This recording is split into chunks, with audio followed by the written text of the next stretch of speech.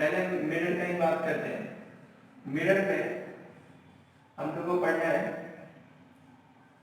Plane mirror और दूसरा spherical mirror. Spherical mirror और स्फेरिकल मिरर का दो पार्ट होता है, एक कॉनकेव मिरर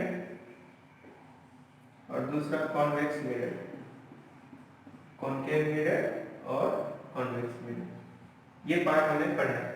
तो पहले हम प्लेन मिरर के बारे में पढ़ते हैं, उसके बाद फिर स्फेरिकल मिरर का बात करते हैं। तो मिरर होता क्या है बेसिकली, ये समझते हैं पहले। Mirror is a glass having one surface highly polished. जैसे मान लो एक ग्लास है हमारे पास, उसको हमने एक सरफेस को क्या किया है, पॉलिश कर दिया। सिल्वर से कर देते हैं नॉर्मल।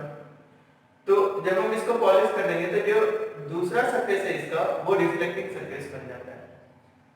किसी भी ग्लास को अगर हम एक साइड से सिल्वर पॉलिश कर दें तो जो दूसरा साइड होगा वो कैसा हो जाएगा, हाईली रिफ्लेक्टिंग सरफेस हो जाएगा। अगर हम प्लेन सरफेस ले रहे हैं, मतलब प्लेन ग्लास ले रहे हैं और उसके एक साइड को अगर हम सिल्वर कोटिंग करते हैं तो ये जो मिरर बनेगा वो कैसा मिरर बनेगा, प्लेन मिरर बनेगा। Plane mirror. अब प्लेन मिरर में हम बात करते हैं इसमें इमेज फॉर्मेशन और ऑब्जेक्ट कैसे बनता है। तो ऑब्जेक्ट का मतलब क्या होता है और इमेज का मतलब क्या होता है वो समझते हैं। जैसे मान लेते हैं this is a plane mirror और यहां पे कहीं पे ऑब्जेक्ट, तो यहां से रे सारे तरफ जा रहे हैं, ऑब्जेक्ट है तो यहां से रे निकल के यहां पे गया, स्ट्रेट लाइन होगा। This is an incident ray, which is incident which falls on a surface just like this. अब according to law of reflection, जिस जगह पे ये कुछ ऐसा होगा, नॉर्मल ड्रॉ करेंगे। जिस पॉइंट पे रे फॉल किया है वहां पर हम क्या करेंगे, नॉर्मल लाइंस ड्रॉ करेंगे।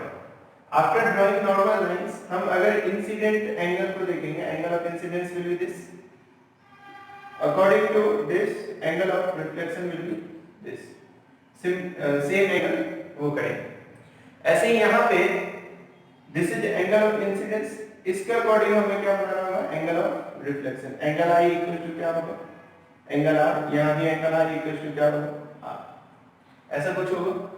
this will be reflected ray, this will be reflected ray।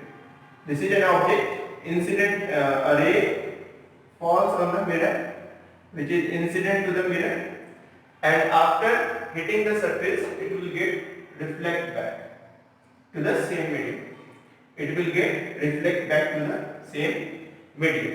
अब इस डायरेक्शन में तो हमारा रे कभी मीट करेगा नहीं, ये अलग जा रहा है, ये अलग। if it proceed or extend this ray in the backward direction, if we proceed reflected ray in the backward direction, then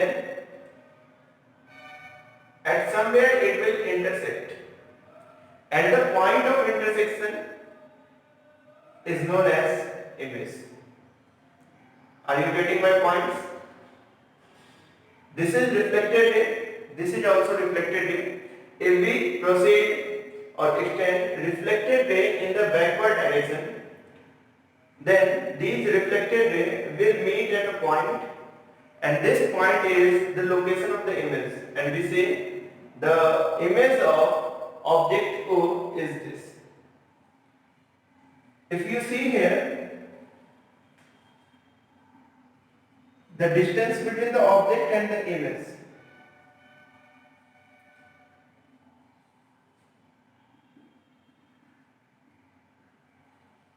distance between the object and the image, object and the mirror, let's say this is u, and this is the distance between the mirror and the image, this is v।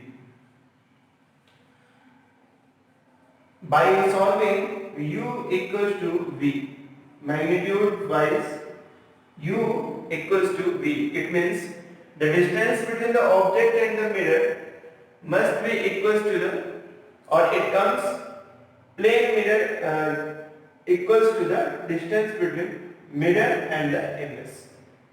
You can solve this mathematically. This is 90 degree, this is 90 degree. You can apply some mathematical similarity and congruence of triangle, and from there you can get u equals to v. मतलब plane mirror से जितने दूरी पे object होगा उतने ही दूरी पे उसके अपोजिट साइड में इमेज फॉर्मेशन होगा, और ये जो डिस्टेंस होगा मिरर से ऑब्जेक्ट का वो ऑलवेज मिरर से इमेज के डिस्टेंस के इक्वल है. This is the point for the image formation by a plane mirror. Plane mirror कैसे बना था? हमने एक प्लेन ग्लास सरफेस को लिया था और उसके एक सरफेस को हाईली पॉलिश किया था, जिससे हमारे पास ये हमारा कुछ ऐसा आया था. अब हमने एक ऑब्जेक्ट लिया और उस पे यहाँ पे रखा. अब यहाँ से इंसिडेंट रे निकलेगा. जिस पॉइंट पे इंसिडेंट रे फॉल करेगा वहां पे हम क्या करने वाले हैं? We will apply law of reflection. यहाँ से हमें मिनिमम 2 रेज होने चाहिए फॉर द इमेज फॉर्मेशन. हमने यहाँ पे भी लगाया. दोनों जो रिफ्लेक्टेड रे हैं इनको पीछे की तरफ प्रोसीड करेंगे तो यहाँ पे मीट करेगा. This is the location of image formation and I is the image of the object O, and this distance is u. The mirror to object distance is u and the mirror to image distance is v, and u must be equals to v. Now moving to the next topic, we will discuss spherical mirror. We will discuss spherical mirror.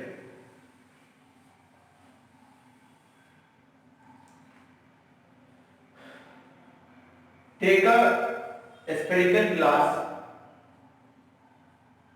and cut it in this way. Take a spherical glass and cut it in this way. Now the smaller part is this. This is a glass which has been cut from the spherical mirror, the smaller part. Now we have two options. Either we polish this surface,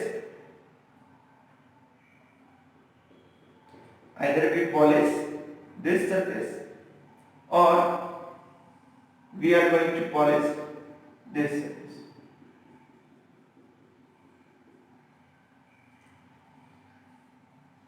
हमने एक spherical mirror लिया, spherical glass लिया, उसको हम कुछ ऐसा cut करते हैं.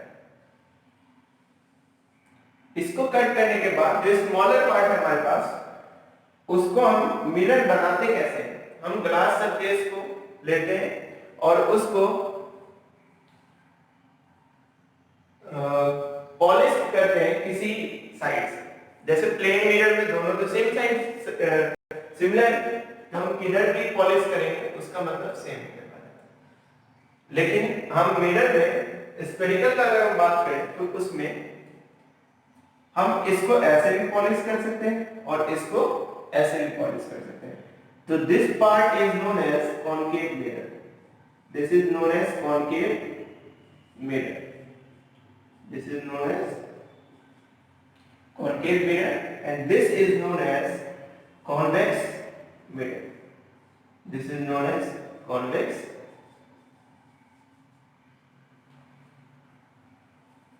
कैसे हम इसको डिफाइन कर सकते हैं? कॉनकेव मिरर को अगर हमें डिफाइन करना होगा तो हम कैसे डिफाइन कर सकते हैं?